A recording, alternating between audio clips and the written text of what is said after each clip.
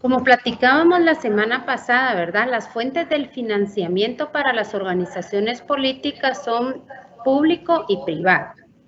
El privado, pues ya lo explicamos ampliamente, ¿verdad? Hoy vamos a abordar el financiamiento público. Siguiente, por favor.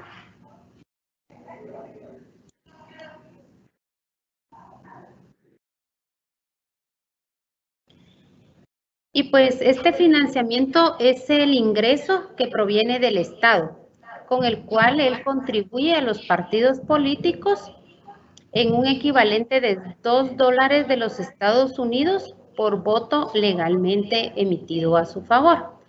Recordemos que para que ellos obtengan este financiamiento público, pues tienen que cumplir con algunas condicionantes.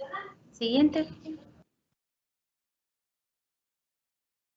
Y vamos a hablar un poquito de los antecedentes de por qué es importante fiscalizar el financiamiento público, por qué es importante para los partidos políticos rendir cuentas y por qué la ciudadanía está tan interesada en este tema. Tenemos aquí en pantalla esta diapositiva de un resumen, ¿verdad?, de lo que han sido los eventos electorales y cómo se ha ido incrementando el financiamiento público, ¿verdad? Entonces, podemos ver que en el año 85 lo que se distribuyó fueron 3 millones, en el año 90, 2.7 y así sucesivamente. Pero nos vamos a ver del año 2003 al 2007 ese incremento que se dio.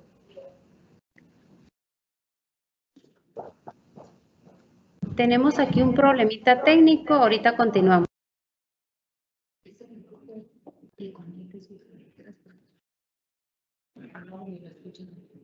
Pero la imagen.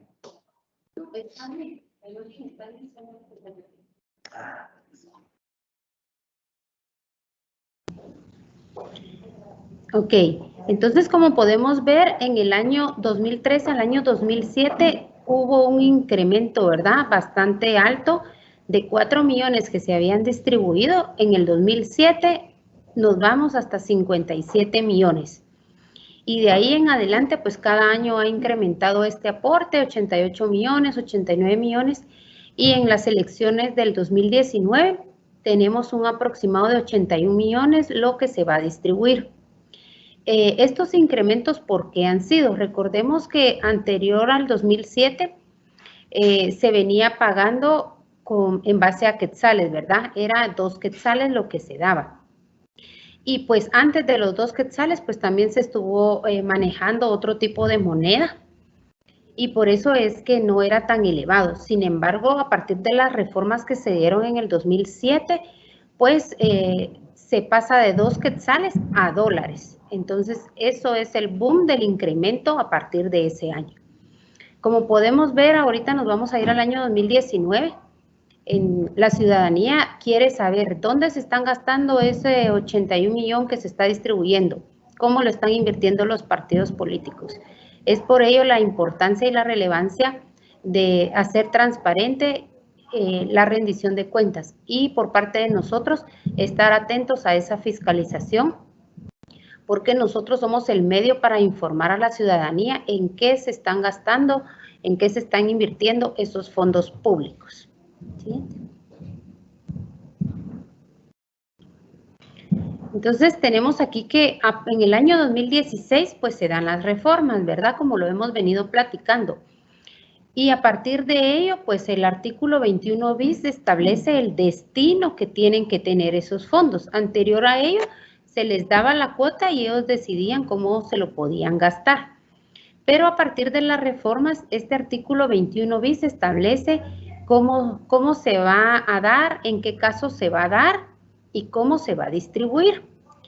Pues como veníamos platicando, son $2 por voto legalmente emitido a su favor, siempre y cuando ellos hayan obtenido no menos del 5% del total de sufragios válidos. Estos pueden ser en la elección de presidente, vicepresidente o en el listado de diputaciones, ¿verdad?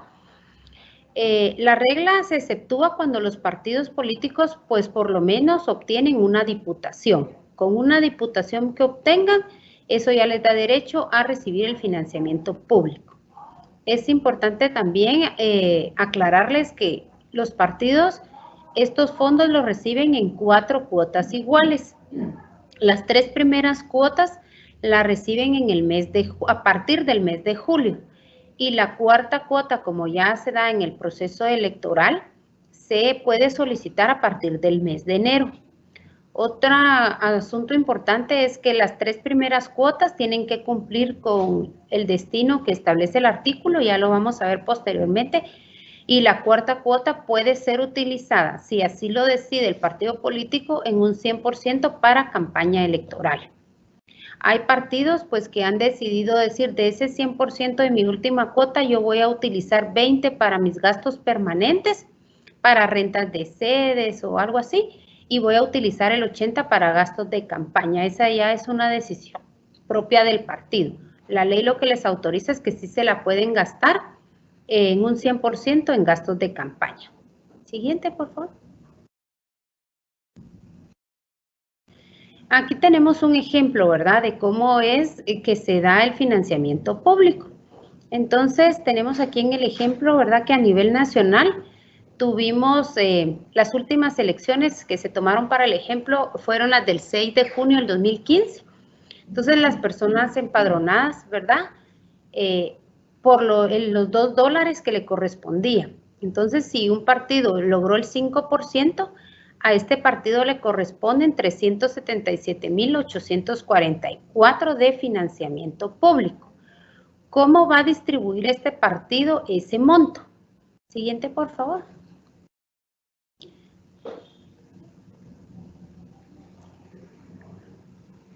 Aquí tenemos que si un partido que le hemos puesto como ejemplo, ¿verdad?, de nombre El Chapín, obtuvo votos, según el reporte del tribunal, tuvo 101,345 para la elección de presidente y vicepresidente. Y tuvo votos en diputaciones por 198,715. Sin embargo, este partido no cumplió con las 2 anteriores, pero sí con una tercera, que fue que obtuvo una diputación. Entonces, la regla dice que el número mayor de votos es el que se considerará para el pago del financiamiento público.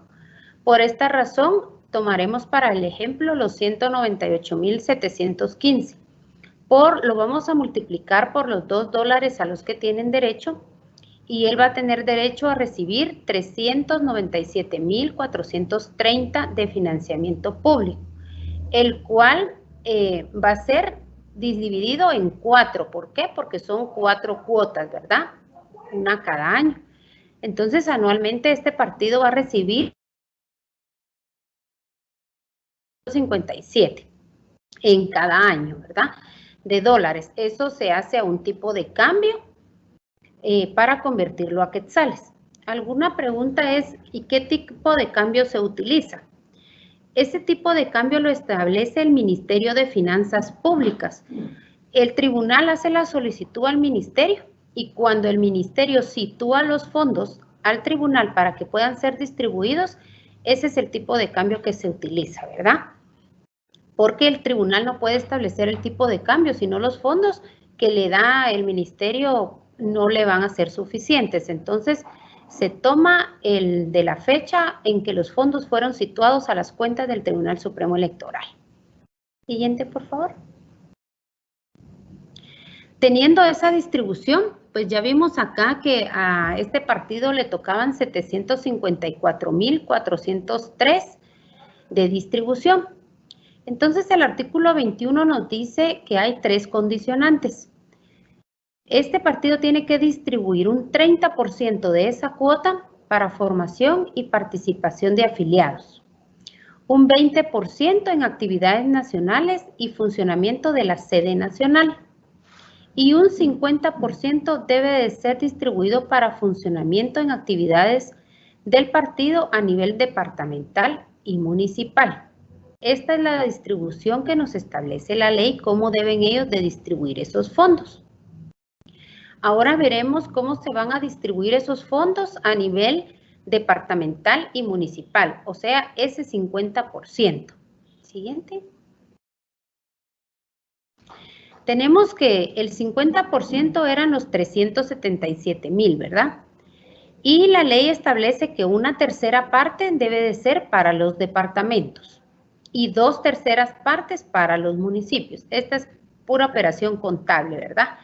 Entonces, tomamos los 377,000 y hacemos esta regla de 3, ¿verdad? Una tercera parte serían 125,000 y las 2/3, 250,000.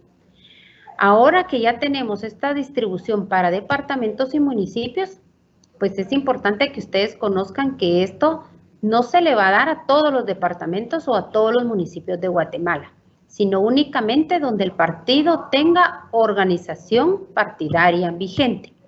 Me parece que ustedes ya han recibido algún curso de la ley, pues ahí en algún artículo de la ley nos establece que para que un partido esté vigente, por lo menos debe de tener representación en 12 departamentos y en 50 municipios.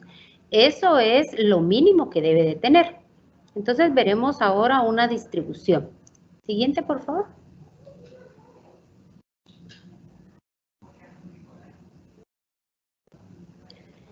Esos 125,000 que le tocan a los departamentos en donde el partido tiene organización partidaria vigente. Y en este caso, pues para el ejemplo, tenemos que tiene representación en 12 departamentos. ¿Cómo debe de hacer él esa distribución? Pues debe de considerar el número de empadronados, ¿verdad? En los departamentos donde tiene organización partidaria vigente. Entonces, por ejemplo, en Guatemala, ¿verdad? 1,222,755 empadronados. Y así vamos tomando el dato de todos los empadronados en los departamentos. Y luego hacemos una regla de 3 para distribuir los 125,000, cuánto le va a corresponder a cada departamento. En el presente ejemplo, pues tenemos que Guatemala es el de mayor número de empadronados y le corresponde un 49.79 de distribución. Entonces, los 125 por 49.79 nos da los 62,605.45. Ese es el financiamiento público que le corresponde al departamento de Guatemala. Ahora veremos cómo se hace la distribución en los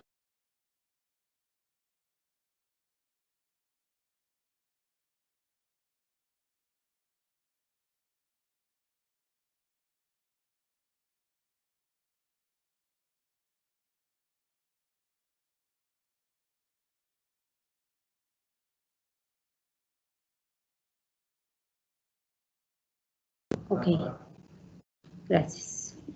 Entonces, en el municipio teníamos las 2/3 partes, 251,467. Y en la diapositiva anterior veíamos que Guatemala, por ejemplo, tenía 1,222,000 empadronados. Entonces, aquí para distribuido en los siguientes municipios, ¿verdad? En Guatemala, en Petapa, en Mixco y en Villanueva. ¿Por qué solo en estos municipios? Porque solo en esos el partido tiene organización partidaria vigente. Y volvemos a hacer, ¿verdad? La misma operación, una regla de 3. ¿Cuál es el porcentaje que le corresponde a cada municipio? Y así vamos a distribuir esas 2/3 partes. Entonces aquí tenemos el ejemplo de Guatemala, de Zacatepeques. Siguiente, por favor. Y de esta manera es como los partidos políticos deben de distribuir ese financiamiento público. ¿Cuál es el objetivo? Descentralizar los fondos y que ellos fortalezcan sus bases a nivel departamental y municipal y que no sea solo la sede nacional la que administre esos recursos públicos, ¿verdad? Y ella decida en qué comprarlo. Entonces, la norma ahora sí nos establece cuál es el destino que deben de tener esos fondos. En cuanto a las obligaciones de las cuentas bancarias, la obligación, platicábamos en la semana anterior de las cuentas bancarias, es una obligación que está vigente, que está en la ley. Si bien es cierto, pues han tenido ciertos inconvenientes en aperturar cuentas, más que todo a nivel departamental y municipal, ¿verdad? Pero derivado de ello, pues se ha hecho un procedimiento adicional y se reformó el artículo 17 del Acuerdo 120-2021, en el cual se establece un procedimiento que los partidos políticos deben adicionar cuando no han podido aperturar cuenta bancaria en algún municipio. Esto no los exime de utilizar cuentas bancarias. Siguiente, por favor.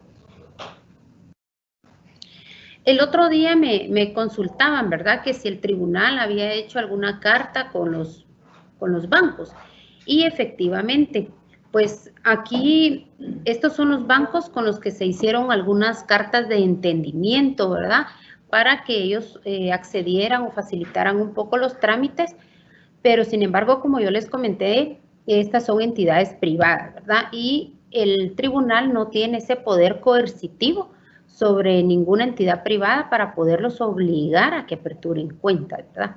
Aquí son los partidos políticos los que deben de cumplir con los requisitos que cada uno exija. Sin embargo, pues el tribunal, en aras de que facilitar o apoyar, sí suscribió estas cartas de entendimiento con los bancos que ustedes ven acá en pantalla.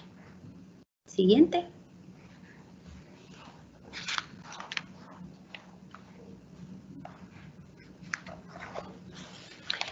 Como les comentaba, ¿verdad?, se adicionó un procedimiento a través del Acuerdo 120-2021, derivado, ¿verdad?, que las organizaciones políticas han manifestado diferentes dificultades para aperturar cuentas a nivel departamental y municipal.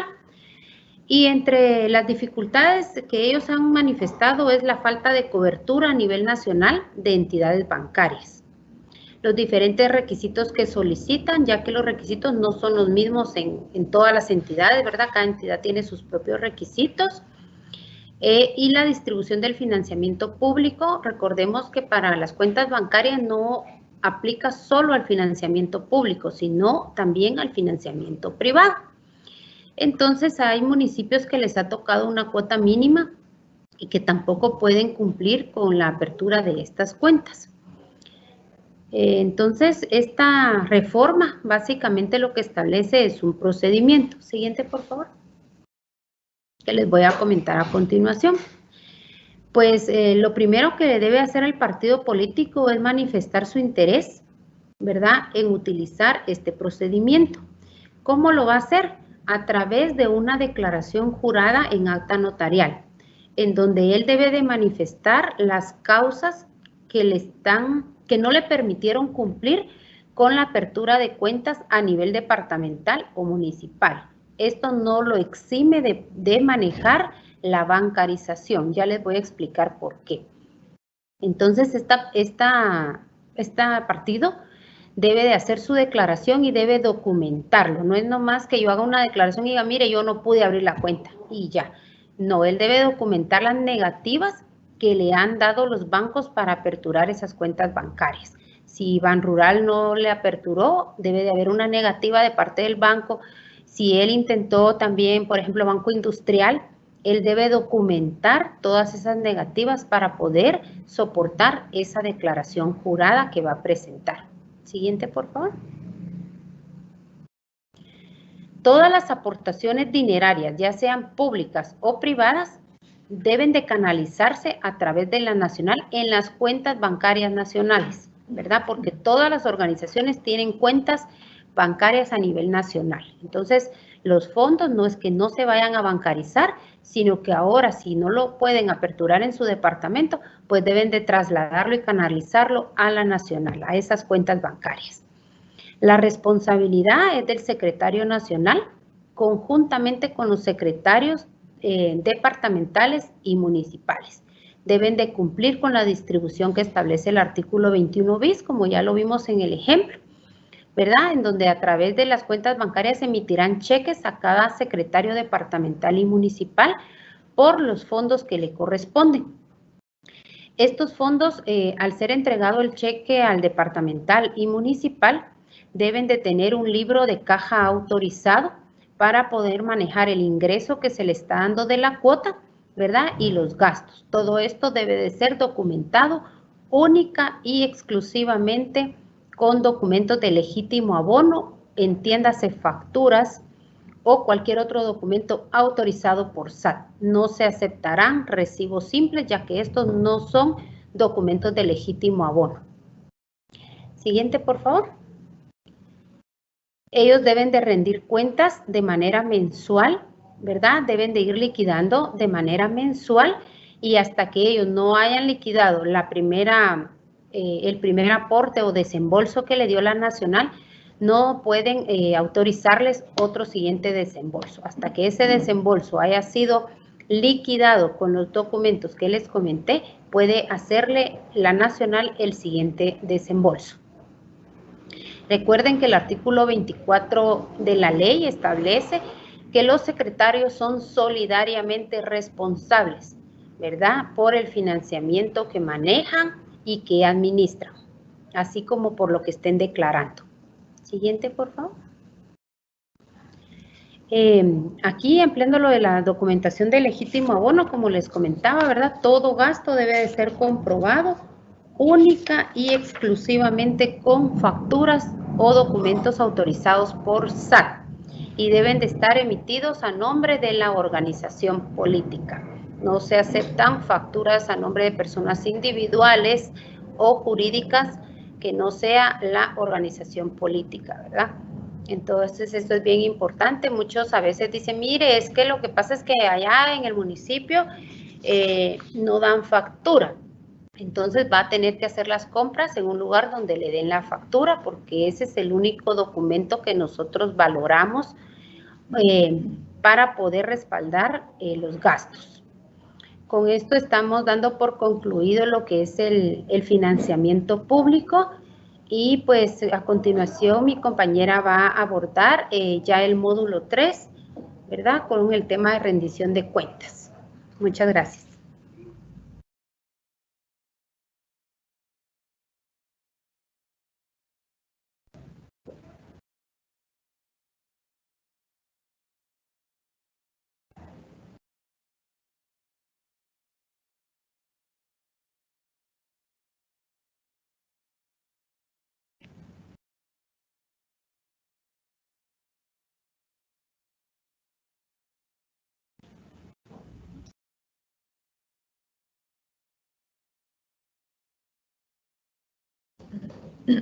Bien, buenos días a todos. Un momentito en lo que se carga, ya está, estamos listos. Bien, para dar continuidad a lo que es con el módulo 3, vamos a platicar un poco al respecto de lo que es la rendición de cuentas y el sistema de cuentas claras. Siguiente, por favor.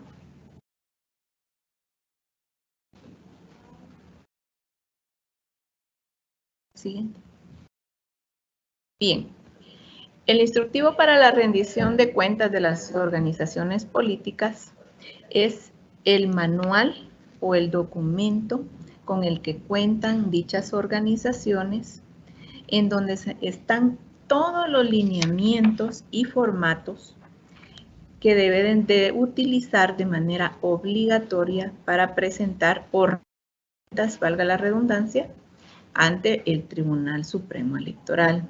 Podemos ver acá en diapositiva el formato o el modelo, el cual lo tenemos físicamente y también podemos descargarlo de la página del Tribunal Supremo Electoral. Todo está en versión digital para que ustedes puedan obtenerlo y familiarizarse página por página.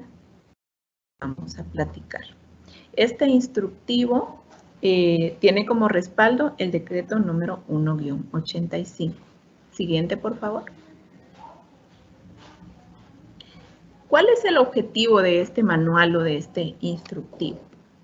Pues establecer los formatos y los plazos para la presentación de la información financiera de las organizaciones políticas ante nuestra entidad, que es el Tribunal Supremo Electoral, como parte o coadyuvando los procesos de control y fiscalización al financiamiento de estas organizaciones, que como lo abordamos en el módulo 1, pues ya ustedes conocen cuáles son las funciones de la unidad especializada de control, ¿verdad? Entonces, todos estos documentos y formatos nos sirven a nosotros para evaluar la información financiera. También es una guía, ¿verdad? Para que de una manera estandarizada o uniforme se pueda llevar a cabo el registro contable del financiamiento que reciben estas organizaciones y que de una manera también estandarizada puedan llevar a cabo la rendición de cuentas o reportería ante nuestra entidad, de acuerdo con la ley electoral y sus respectivos reglamentos, ¿verdad? Siguiente, por favor. Bien.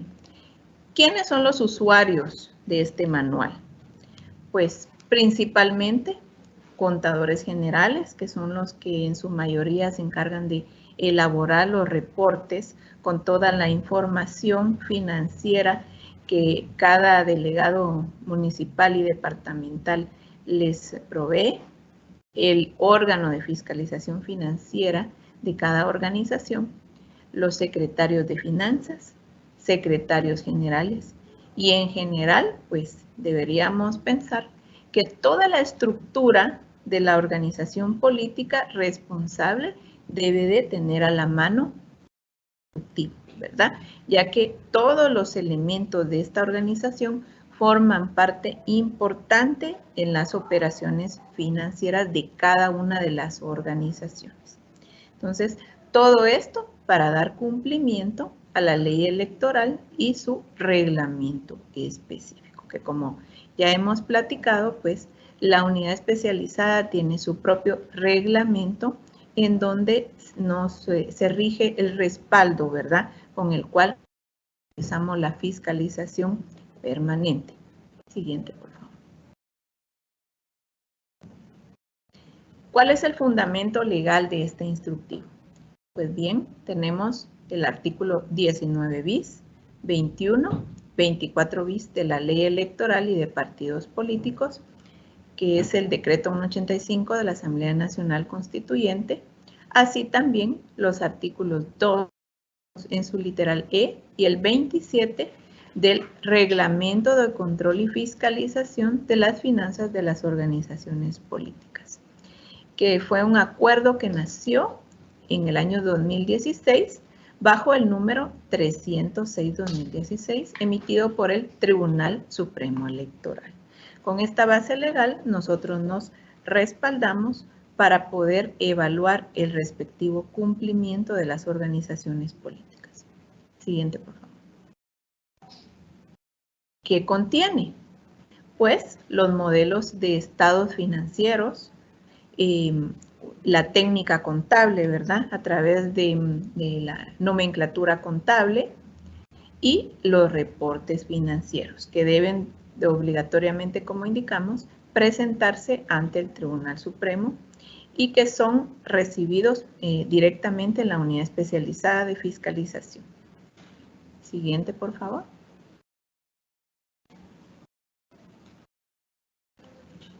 ¿Cuáles son los objetivos de los estados financieros? ¿Para qué nos sirven a nosotros esos estados o por qué la organización política debe de presentarlos ante el tribunal? Pues sí hay, pues aquí dentro del grupo de asistentes, contadores o quienes estén familiarizados, pues definitivamente ahí nosotros vamos a ver el resultado financiero, ¿verdad? La representación estructurada de la situación financiera de conformidad con ¿qué? Pues con el financiamiento público y privado del cual hemos platicado ampliamente durante el seguimiento de este curso. Pues específicamente las organizaciones políticas tienen ciertas características, ¿verdad? Por lo tanto, su estado financiero, pues la contabilidad es la misma aquí en cualquier parte del mundo, pero existen cuentas contables específicas para registrar los ingresos y los egresos de cada una de las organizaciones. También cuál es el otro objetivo, ¿verdad?, del estado financiero. Brindarnos o suministrar información acerca de esa situación financiera. Aquí no vamos a ver si gana o pierde la entidad, ¿verdad?, sino que si realmente está dando cumplimiento y respaldando con el debido soporte ¿verdad? Que la ley le rige o le estipula esos ingresos o sus egresos, como bien hemos platicado, ¿verdad? Ahora pues estamos familiarizando con toda la conceptualización de cuáles ingresos tienen las organizaciones políticas y qué gastos pueden generarse en las diferentes etapas, tanto electoral o no electoral, ¿verdad? Entonces, este es otro objetivo, ¿verdad? Poder tener acceso a los activos y pasivos también, ¿verdad? De esa organización y pues reiterando que todo esté debidamente soportado, ¿verdad? Que no sean solamente pólizas contables generadas sin ningún soporte y que no se conozca el origen de esos ingresos. Entonces, la estructura propiamente del estado financiero pues va a ser la misma que cualquier otro tipo de contabilidad, teniendo en cuenta sus activos, pasivos, el patrimonio, ¿verdad? Porque hay un patrimonio, todas esas aportaciones lo representan, sus ingresos y sus gastos, ¿verdad? Entonces, tendríamos en estos estados financieros, pues, su balance general respectivo y su respectivo también estado de ingresos y gastos. Siguiente, por favor. Pues, para comentar, ¿verdad? Que internacionalmente pues ya existen estándares para poder llevar la contabilidad y pues las organizaciones políticas no están exceptuadas de esa norma internacional y sería la NIC número 1, que establece las bases para la presentación de los estados financieros. ¿Con qué objetivo? Para asegurarnos que los mismos sean comparables. Entonces, ¿para qué nos sirven estas normas internacionales de contabilidad? Para que la contabilidad sea estandarizada, ¿verdad? Que manejemos los mismos conceptos, sea cual sea la actividad del negocio o entidad, y que también constituye los requerimientos generales para poder presentar estos estados financieros. Nos dan una guía para determinar su estructura y los requisitos mínimos que debe contener un estado financiero, ¿verdad? Estandarizado va a llevar ciertos aspectos específicos, en este caso de las organizaciones políticas, ¿verdad? Que solo este tipo de actividades pueden tener. Siguiente, por favor.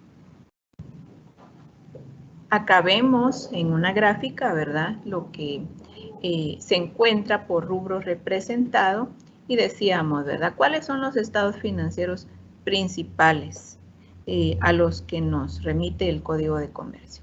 Pues para las organizaciones políticas también es aplicable. Sería el balance de situación general, donde vamos a encontrar los activos y pasivos, el estado de esos ingresos públicos y privados, así como los egresos permanentes y de funcionamiento, así como en su momento de campaña electoral, las respectivas notas que no deben de dejarse acompañar en el dictamen que les emite el contador público y auditor, que está establecido en ley ese dictamen, el estado de cambios en el patrimonio y el estado de flujo de efectivo, ¿verdad? Que nos va a decir los aumentos o disminuciones que existan en el flujo de esa entidad. Siguiente, por favor.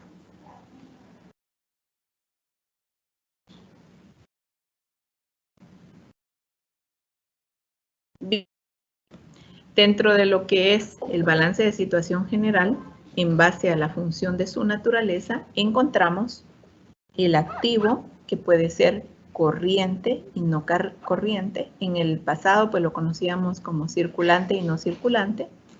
El pasivo, que también es corriente y no corriente. Y el patrimonio, ¿verdad? Que aquí va a ser un patrimonio partidario y el resultado, ¿verdad? Que pues si bien es cierto, ese resultado no nos va a servir para tomar decisiones, pues sí se tiene que ver reflejado como parte de ese balance de situación general. Por favor.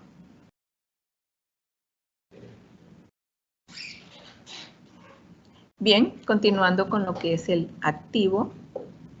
Aquí vamos a encontrar todo lo correspondiente a los bienes y derechos que tiene la organización política. Como veíamos, su clasificación sería corriente y no corriente. Siguiente, por favor. El activo corriente, este se clasifica así cuando se espere ser realizado en el transcurso de un ciclo normal de un periodo contable. Entonces, entendemos en el entendido que este es un año o 12 meses. Y también tenemos el efectivo o equivalente de efectivo que no tenga restricción para ser intercambiado o utilizado. ¿Verdad? ¿Qué podría ser? Podría ser vehículos, podría ser equipo de computación, ¿verdad? Lo que dice por acá, que pueda ser intercambiado o usado por la organización política, va a estar clasificado en este rubro de activo corriente, ¿verdad? O sería el activo llamado a corto plazo. Siguiente, por favor. El activo no corriente, que serán aquellos activos con menor grado de liquidez y que se pueden convertir en efectivo en un plazo a un año, ¿verdad? Todo lo que encontremos a largo plazo, también le llamamos, va a formar parte de este activo no corriente. Mencionemos algunos ejemplos. Los terrenos, los edificios, inmuebles, maquinaria, inmobiliarios y vehículos que sean propiedad de la empresa, en este caso de la organización, que no es fácil de obtener esa liquidez, ¿verdad? Porque un inmueble o un terreno, pues no precisamente vamos a poder negociarlo rápidamente, ¿verdad? Es un poco más difícil que negociar un vehículo, por ejemplo, ¿verdad? Que dependiendo cuál sea su naturaleza, pues también forma parte del activo no corriente. Siguiente.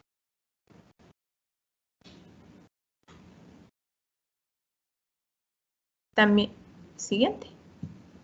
Ahí está. Regresemos. Se fueron dos. Ahí, pasivo. Bien. El pasivo, que forma parte del balance de la situación general de la empresa. Pues, un compromiso o una responsabilidad financiera que la organización política con los respectivos documentos, ¿verdad?, nos demuestre que se encuentran, pueden ser, ¿verdad?, préstamos, por ejemplo, o obligaciones que puedan ser exigibles legalmente por medio de documentos, que cuáles podrían ser. Puede ser un contrato, una letra de cambio, un pagaré, una factura cambiaria u otro documento de tipo legal. Entonces, bien, haciendo énfasis que todo lo que esté registrado en ese balance de situación general que provenga de las pólizas debe de estar debidamente respaldado y soportado, ¿verdad? No pueden haber registros contables que no tengan un aval o un documento, principalmente en esta parte de los pasivos, ¿verdad? Si contraemos con un banco, pues debemos de contar con el respectivo contrato o escritura en donde se determina y se mencionan los plazos que nos va a tomar llevarlo a cabo y pues, ¿por qué no? También el destino para el que nos va a servir esa deuda. También una característica esencial del pasivo es que la organización tenga contraída una obligación, ¿verdad? Se clasifican también en pasivos corrientes y no corrientes. Siguiente, por favor. El pasivo corriente. Pues contraemos una obligación que se espera liquidar en el curso normal del periodo contable. Y ya hablamos que este es de 12 meses. Y que se tiene que mantener fundamentalmente para los gastos de la organización política. No podríamos tener aquí registrado nada que sea para gastos de candidatos, por ejemplo, ¿verdad? O gastos del secretario general u otra cosa que no sea la organización política. Todo lo que aquí está registrado debe de ser en función de la organización. No tiene que haber nada más que no sea de esta naturaleza. Siguiente, por favor. El pasivo no corriente. Pues son aquellas deudas que deben de liquidarse en el largo plazo mayor a un año. Entonces, por acá vemos un ejemplo, ¿verdad?, de las cuentas contables que pueden estar en cada una de las clasificaciones. Por ejemplo, en el pasivo corriente vamos a encontrar proveedores, ¿verdad? Porque muy difícilmente vamos a tener un proveedor que nos vaya a querer dar crédito más de un año, ¿verdad? Otras cuentas por pagar, ¿verdad?, que puedan ser generadas de la propia operación de la organización. Como decía, préstamos bancarios a corto plazo, el IVA débito fiscal, pero en este caso las organizaciones, como no emiten facturas, pues no precisamente vamos a encontrar esta cuenta como parte del pasivo corriente, ¿verdad?, ya que son entidades exentas, pero es un ejemplo que podemos tener también de una cuenta contable que se pueda clasificar en este ramo. Y entre el pasivo no corriente podemos mencionar las hipotecas, que eso sí puede ser hasta 25, 30 años, no sé cuánto nos podría dar un banco si hipoteco una propiedad que vaya a servir con algún destino de algún gasto de hacer la organización política. Los préstamos bancarios a largo plazo, ¿verdad?, que ya dijimos que es más de un año.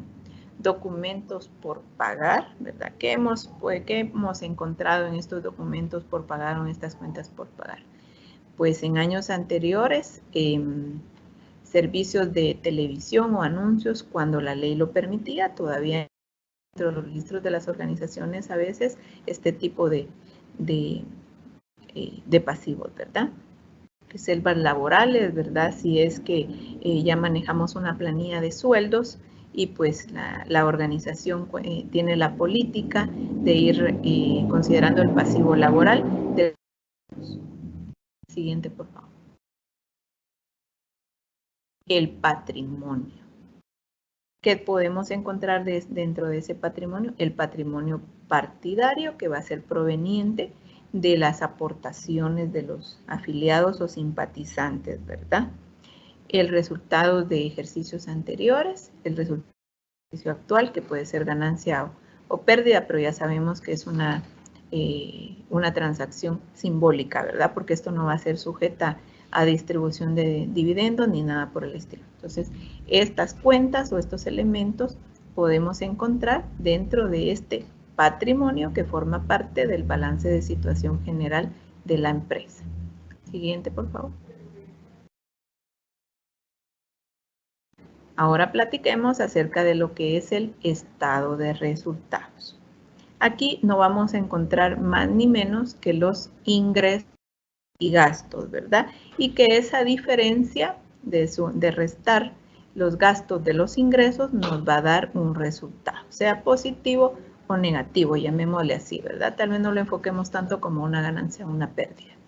En los ingresos vamos a encontrar todos aquellos que ya platicamos, que son tanto provenientes de origen público como privados de la organización política, o también platicamos en algún momento de intereses por que nos esté redituando alguna inversión financiera que tenga la organización política. Y dentro de los gastos, pues solo gastos de funcionamiento y gastos de campaña en época electoral, que también ya platicamos ampliamente de esta clasificación. Y el resultado, pues como mencionaba, va a ser la diferencia de ambos, ¿verdad? Que puede ser positivo o negativo. Siguiente.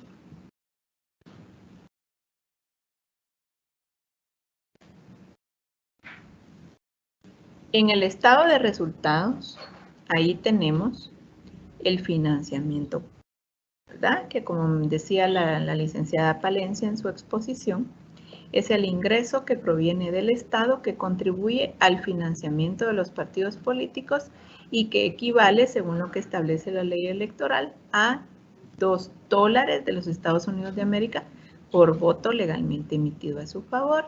Y pues ella ya nos explicó anteriormente cómo debe ser la distribución con base a lo que establece la ley, ¿verdad? En los respectivos porcentajes ya se explicó esta parte, ¿verdad?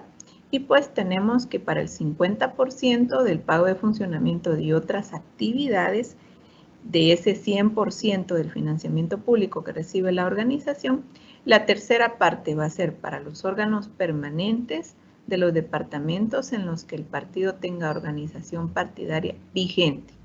Y las 2/3 partes para los órganos permanentes en los municipios.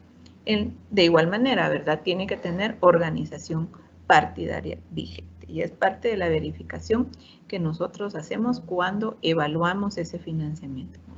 Entonces, también se ha mencionado que en el año que coincide con la época electoral, los partidos pueden destinar esa cuota anual de financiamiento público que les corresponde para cubrir gastos de campaña electoral. Entonces, esta distribución queda a un lado y ellos pueden hacer uso de eso también para cubrir campaña electoral. Siguiente, por favor.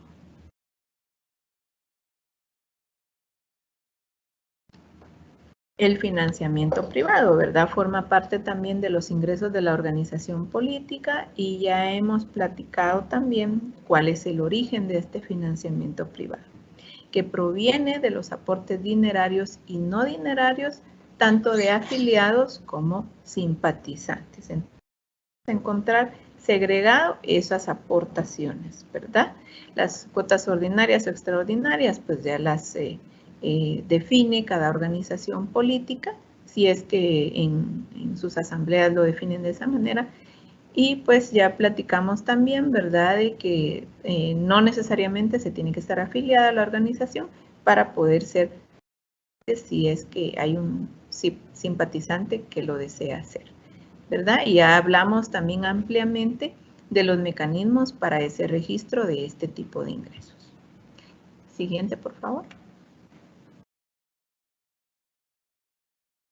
Aquí tenemos también en el estado de resultados un esquema, ¿verdad? Tal vez que nos permite ver con mayor claridad estos ingresos de los que estamos platicando. Adicional a los dinerarios y no dinerarios, también tenemos el autofinanciamiento, que en su momento también se especificó cuándo corresponde o cuáles son estas actividades de autofinanciamiento, y los otros podrían ser intereses bancarios que se reciban de entidades supervisadas por la Superintendencia de Bancos o financieras, ¿verdad? Si es que el partido tuviera cuentas que le estén generando ese tipo de otros ingresos. Siguiente, por favor. Luego vamos con la otra parte del estado de resultados, que son los egresos, ¿verdad? Que también ya ampliamente hemos hablado de cuáles son los egresos que son gastos permanentes y los gastos de campaña, que forman parte de este estado de resultados. Siguiente, por favor. Los gastos permanentes, ¿verdad? Que pues ya dimos en el módulo anterior algunos ejemplos, que son las erogaciones realizadas por las organizaciones políticas para cubrir sus actividades. O sea, también se pueden entender que son los gastos de funcionamiento, ¿verdad?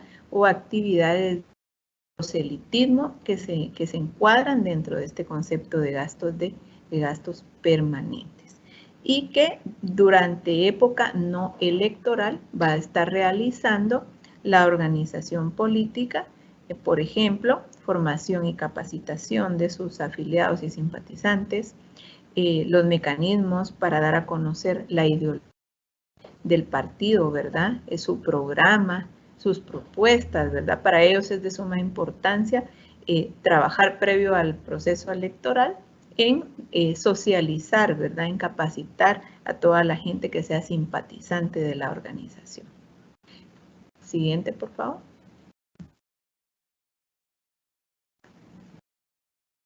Los gastos de campaña, ¿verdad? Que estos se van a dar sí y solo sí mediante se vea publicado el acuerdo en donde se sale la convocatoria, donde ya inicia el proceso electoral, ¿verdad? Todo lo que esté fuera de este tiempo tiene que incluir como gastos de proselitismo, y si no se encuadra en esto, pues entonces ya las organizaciones políticas empiezan a meterse en problemas con el Tribunal Supremo Electoral, como pues ya hemos escuchado algún caso, ¿verdad? Que empiezan a hacer campaña antes del tiempo que la ley les permite y pues bueno, tendría que verse reflejado en ese datos, pero como les digo, sí y solo sí estamos ya autorizados para realizar campaña electoral, ¿verdad? Si no, pues ya el Tribunal Supremo Electoral tendría que tomar las medidas pertinentes si es que alguna organización política pues no está registrando apropiadamente los gastos de campaña o de proselitismo, ¿verdad? Porque en un momento dado la línea es muy delgada para definir este tipo de gastos. Entonces, estos también los encontramos y deben de estar debidamente registrados en su estado de resultados. Siguiente, por favor.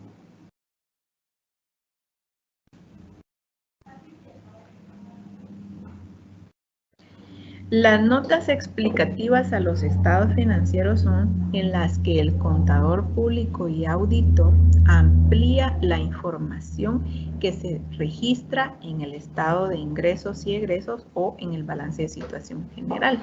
Situaciones o aspectos, integraciones adicionales que considere pertinente poder socializar en ese dictamen, ¿verdad?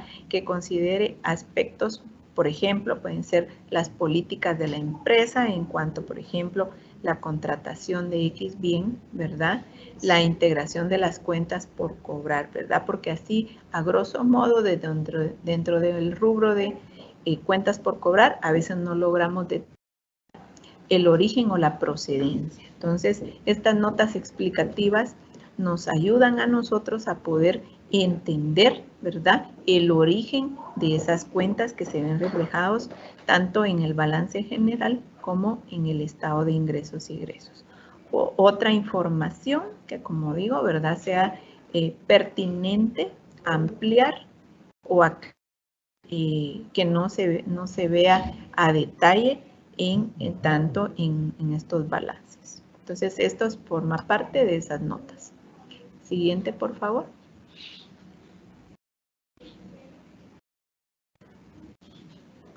Los registros contables.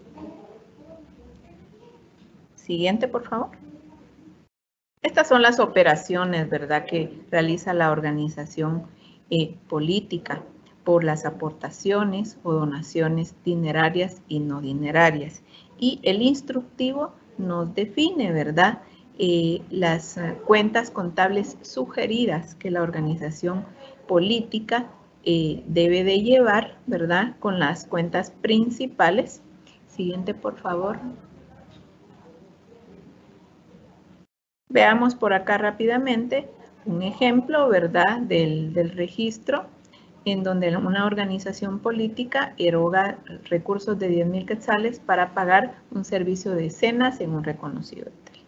Entonces, aquí y dentro del instructivo, nosotros vamos a encontrar algunos ejemplos para darnos una idea, ¿verdad? Porque el tema de partidos políticos es muy específico, ¿verdad? Y aunque sepamos mucho a veces del tema de contabilidad, siempre es necesario pues tener los conceptos claros de en qué cuentas podemos utilizar nosotros para realizar específicos registros, ¿verdad? Entonces aquí vemos en una diapositiva y también lo vamos a encontrar muy a detalle en ese instructivo que estamos mencionando, ¿verdad? Entonces estos son algunos ejemplos de las operaciones que se pueden dar en una organización, ¿verdad? De igual manera acá tenemos otro ejemplo, ¿verdad? De cuando, por ejemplo, una imprenta recibe una donación de material para propaganda para repartir a sus afiliados y público en general. Entonces, ¿qué cuentas afectamos? Una cuenta de gasto y una cuenta de ingreso, ¿verdad? En lo que es el tema contable, pues siempre va a haber, si hay una causa, va a haber un efecto, ¿verdad? Y su descripción, ¿verdad? Que esta, pues sí, agradecemos mucho que sea lo más amplio posible, ¿verdad? Porque a veces se evalúan pólizas contables que no tienen mayor información y se nos dificulta a nosotros poder entender, a veces la naturaleza de ciertos gastos o del origen de ciertas transacciones, ¿verdad? Entonces, para eso hay un concepto o una descripción que se debe dejar. Mientras más claro y amplio está, mucho mejor que nosotros en el área de auditoría podamos comprender perfectamente para qué se está dando ese gasto, ¿verdad? Porque si no se nos aclara, a veces eso genera ciertas dudas y pues bueno, se puede dar una malinterpretación de ese egreso, ¿verdad? Entonces siempre con amplitud, la organización política de preferencia debe realizar registros contables. Siguiente, por favor. Aquí otro ejemplo, ¿verdad? De cuando, por ejemplo, alguien va a prestar su vehículo en comodato, ¿verdad? Para realizar una propaganda electoral. Entonces aquí pues estamos viendo, registra en la cuenta, en qué cuenta sugerida, ¿verdad? De egresos contra la cuenta de ingresos, ¿verdad? Pues todo tiene que llevar también el debido soporte o el documento de legítimo abono para respaldar ese registro contable, ¿verdad? No nos podemos poner a hacer registros solo porque a mí me parece, si no tenemos el respaldo. Y pues también aquí en este caso ya entra lo que es el justiprecio, ¿verdad?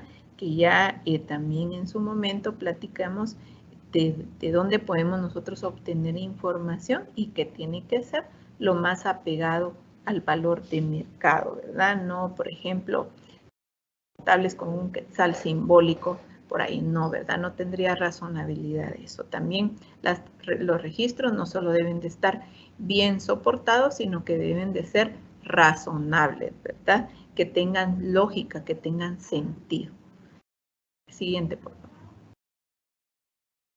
Ahora vamos a ver lo que es la nomenclatura de las cuentas, que no es más que el catálogo. Siguiente, por favor. Que no es más que el catálogo sugerido, ¿verdad? De las cuentas, y se encuentra también dentro de este instructivo que estamos platicando. ¿Y qué contiene esta nomenclatura? La relación ordenada y clasificada por grupos, subgrupos de cuentas, cuentas principales y cuentas auxiliares correspondientes a ¿qué? A los activos, pasivos, patrimonio, ingresos y gastos. De una buena codificación va a resultar que se refleje bien en los respectivos balances de situación el resultado o el registro contable, ¿verdad? Entonces, las cuentas se crean con coherencia y concordancia con el tipo de gasto que se va a realizar, ¿verdad? Entonces, ya aquí tenemos grupos propuestos, ¿verdad? Para que las organizaciones de una manera estandarizada vayan haciendo sus registros. Entonces, por ejemplo, ¿verdad?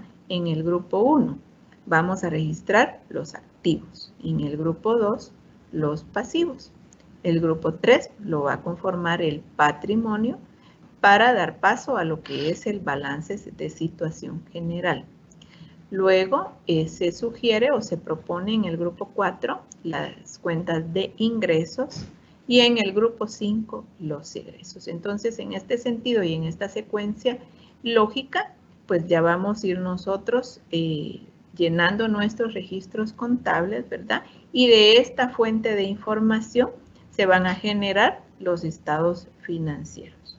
Entonces, ya la organización política va a ir determinando de acuerdo a sus operaciones, ¿verdad? Porque aunque todas son organizaciones políticas, hay ciertos detalles y particularidades en cada una, ¿verdad? Entonces, a veces no van a ser los mismos grupos, pero podría ser que los nombres de las cuentas, conforme a la necesidad de la organización, vayan a ir se modificando, ¿verdad? Pues este es un manual sugerido, no es una camisa de fuerza. Si hay necesidad de aperturar más cuentas para ser específicos, lo pueden hacer y mucho mejor, ¿verdad? A mayor detalle, mayor claridad. Siguiente, por favor. El balance de situación. Este balance o este formato lo encontramos también en el instructivo que estamos platicando. Ahí, por grupo, subgrupo, cuenta principal y auxiliar, se brinda una clasificación, como digo, básica, principal, ¿verdad? Si hay necesidad de adicionar cuentas, luego de estas cuentas se puede ir aperturándoles un código, ¿verdad? Eso cada contador de la organización, conforme a su necesidad, lo va a ir alimentando.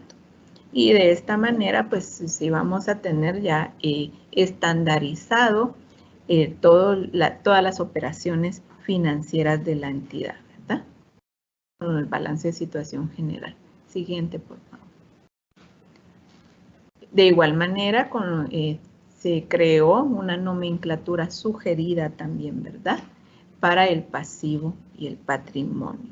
Esto se hizo con base en la experiencia de la verificación de organizaciones políticas, ¿verdad? La mayor parte de cuentas que regularmente se utilizan, pues se agruparon en este instructivo para dar ejemplos de cómo debe hacer cada organización sus registros, ¿verdad? Entonces, como les digo, son las cuentas principales sugeridas, ¿verdad? Y cada uno adaptando a su necesidad. Siguiente, por favor. De igual manera en el estado de resultados, ¿verdad? Aquí están en el grupo 4, como vimos en la estructura principal, todos los ingresos y de ahí se van a ir derivando las cuentas principales y auxiliares de los ingresos que ya conocemos, ¿verdad? De provenientes de financiamiento público, privado, autofinanciamiento u otros que cada organización política lo va a ir armando conforme a su información real, ¿verdad? Todo esto, cabe reiterar que debe de tener su debido respaldo. ¿Cuál va a ser el respaldo de los ingresos? Sus recibos, ¿verdad? Que ya platicamos y ya vimos algún modelo de él. Siguiente, por favor. En este grupo vamos a encontrar los egresos, ¿verdad? Grupo 5. Con los gastos permanentes o gastos de campaña conforme sea correspondiente y adecuados a la necesidad de cada organización política. Si hay una cuenta, pues que al partido o comité o lo que sea no le aplique, pues definitivamente no la va a crear dentro de su nomenclatura, ¿verdad? O sea, también hay que buscarle cierta lógica a esta nomenclatura. Voy a usar las cuentas que yo necesite. Si necesito más, las agrego. Y si no las necesito, pues no las voy a crear para que estén sin valor ahí, ¿verdad? Entonces, solo las que yo voy a necesitar. Siguiente, por favor.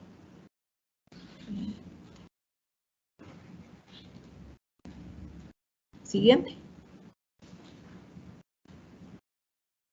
Bien, en este momento vamos a entrar a conocer datos de información financiera. Momento. Sí. Sí. Entonces, con esta parte de los formatos, a continuar con la exposición, la licenciada Valencia les va a dar. Gracias por su atención y su asistencia a este curso.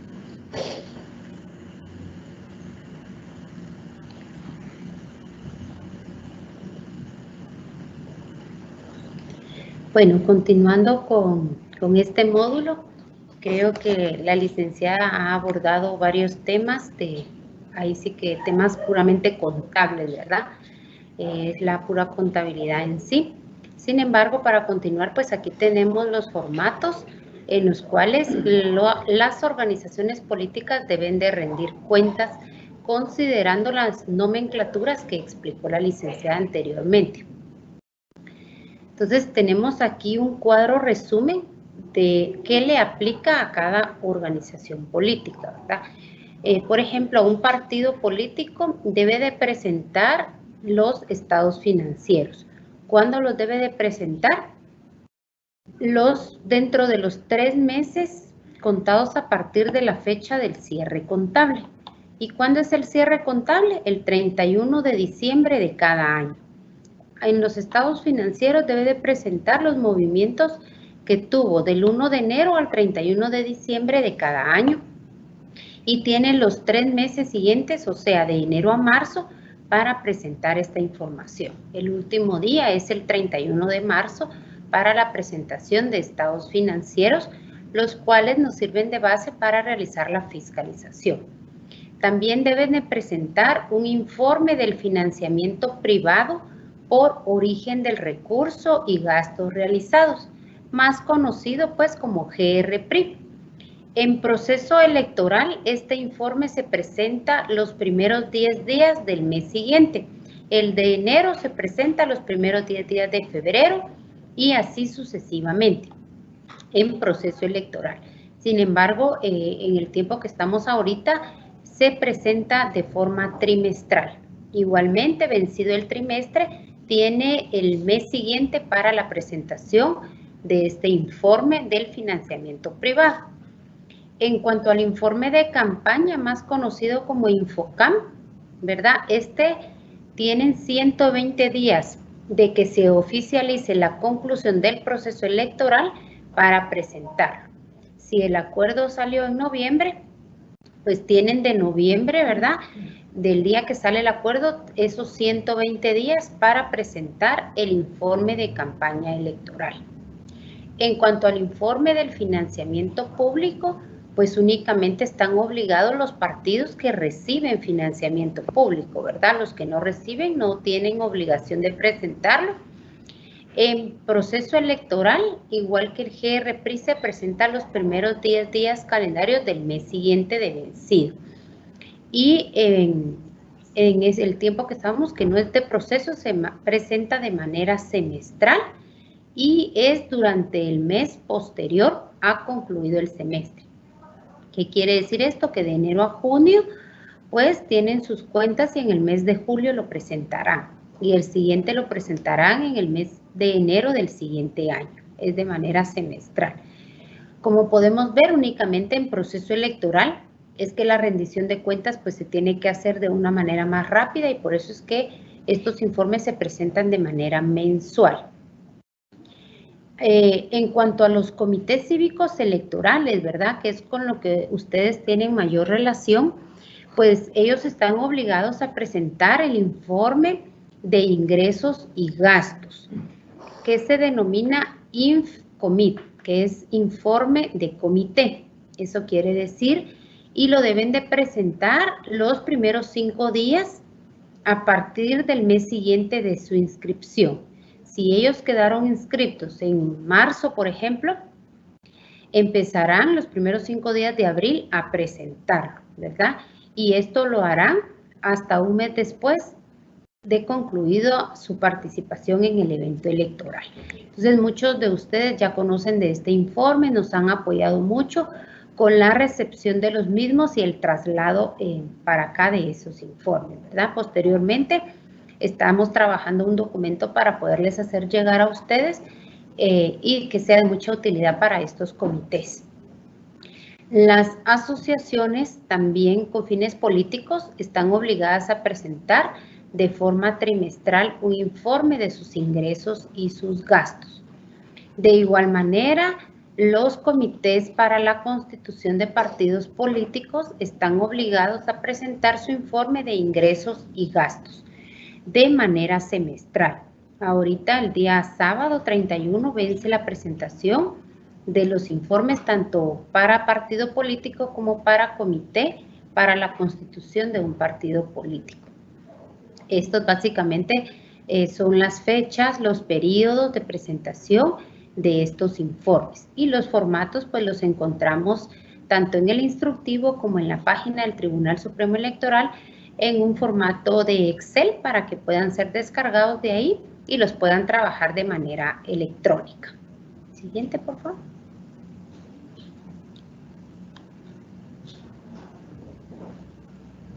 En cuanto al sistema de cuentas claras, este sistema es de rendición de cuentas. Aquí es importante aclararles que este no es un sistema contable, no es un sistema para que los partidos lleven su contabilidad y puedan generar a través de acá su libro diario, mayor, balance o estado financiero. No, este sistema es única y exclusivamente para rendición de cuentas. Entonces, los informes que les mencioné con anterioridad serán los que de manera electrónica puedan trabajar a través de este sistema.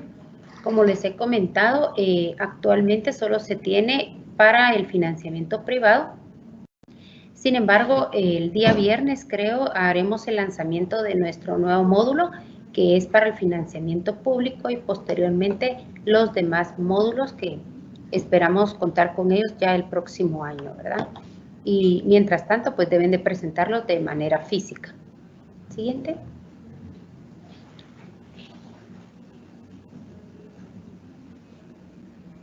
El sistema de cuentas claras fue aprobado por el Pleno de Magistrados a través del Acuerdo 98-2019.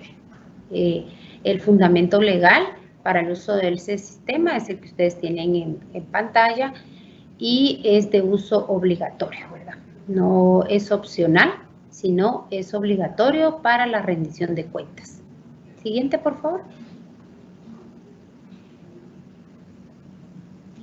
El sistema de cuentas claras, pues su objetivo es permitir la rendición de cuentas a la organización política de una manera más rápida, más efectiva y, por supuesto, poner a disposición de la ciudadanía las cuentas que las organizaciones políticas nos están presentando. Si ustedes han podido ingresar a este sistema, hay uno de consulta pública, ¿verdad? Cualquier persona puede ingresar y verificar ahí lo que el partido político está presentando o en el caso de los comités cívicos que presentan, ¿verdad?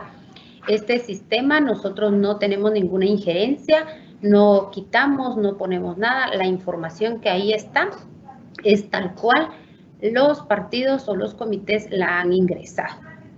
El fin del sistema pues es proveer una herramienta electrónica que facilite la rendición de cuentas y el registro de ingresos dinerarios o en especie, así como los gastos de las organizaciones políticas. Siguiente. La responsabilidad del uso del sistema de cuentas claras es para quienes se desempeñen como usuario del mismo y se clasifica de la siguiente manera.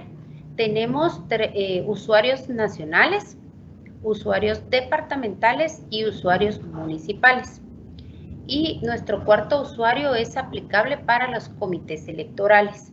Les voy a explicar un poquito cómo funcionan estos usuarios.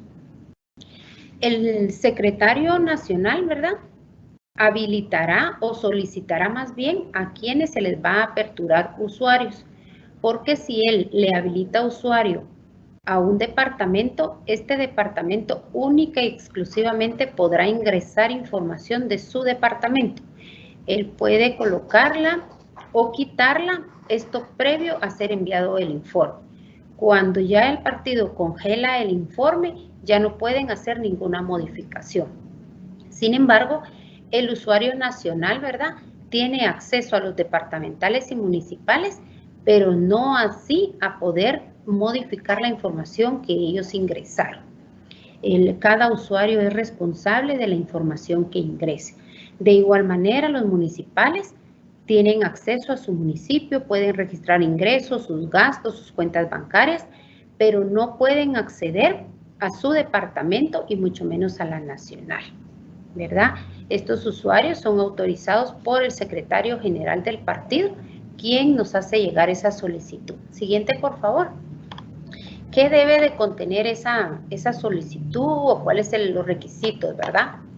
Pues la organización política debe de solicitar a través de un oficio dirigido a la unidad especializada la habilitación de los usuarios, ¿verdad? ¿Qué tipo de usuarios quiere? Nacionales, departamentales o municipales. Y debe de adjuntar el nombre, el NID, el correo electrónico del secretario nacional o el institucional que manejen, la dirección de la sede central, el listado de los usuarios que está pidiendo. De los usuarios debe de venir nombre, apellido y el cargo que desempeña dentro de la organización. Quiere decir que debe indicarnos si esta persona es secretaria nacional, departamental, municipal, o si es el contador o el responsable del órgano de fiscalización financiera, ¿verdad? A qué departamento, a qué municipio pertenece para poder darle únicamente, habilitarle en su departamento o su municipio. No se le puede habilitar para todo, ¿verdad? Excepto que sea pues el nacional o que así lo requiera el secretario general. Y debe de adjuntar el DPI, fotocopia de su DPI de la persona que será la usuaria. Esto es para poder tener un control nosotros acá de quiénes son los usuarios habilitados. En algunos casos se les ha bloqueado, ¿verdad? Alguien trata de entrar, cambió su contraseña que se le dio al inicio y pues de repente se le olvida. Entonces, para poder pedirnos que le reiniciemos, igual debe de hacerlo por escrito con una carta firmada por el secretario general. Estos son básicamente los requisitos para la solicitud de usuario, ¿verdad? Igual, si quieren retirar, una persona se retiró, pues deben de dar aviso para inhabilitarla del sistema. Toda la información que este sistema contiene es la que ha sido proporcionada por las organizaciones políticas. Como les comenté, la unidad no tiene injerencia ni en los ingresos, ni en los gastos, ni en los registros, ya que ellos al final hacen una declaración jurada de la información que están presentando. Creo que con esto estamos llegando al final de la capacitación del día de hoy con el módulo 3.